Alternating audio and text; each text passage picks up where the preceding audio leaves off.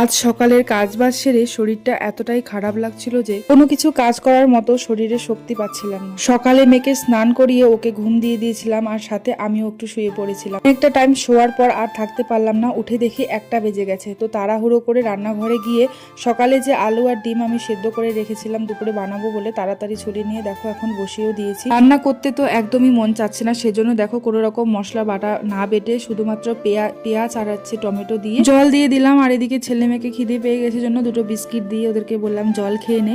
আর এদিকে সবজি হয়ে গেছে, লাস্টে ধনিয়া পাতা একটু দিয়ে আমি কিন্তু সবজিটা নামিয়ে নিয়েছি। আর সাথে করেছি হচ্ছে পটল ভাজা, আর কালকের 3 পিস মাছ ছিল তো সেটাই গরম করে নিলাম। আর এদিকে কিন্তু রান্নাঘরটাও পরিষ্কার করে নিচ্ছি। রান্না করার পর রান্নাঘর যতক্ষণ না পর্যন্ত পরিষ্কার করব ততক্ষণ আমার খেতেও ভালো লাগে না। যতই শরীর খারাপ থাকুক না কেন, যতই রান্না করতে লেট হয় না কেন, লাস্টে আমি রান্নাঘরটা পরিষ্কার করবই করব।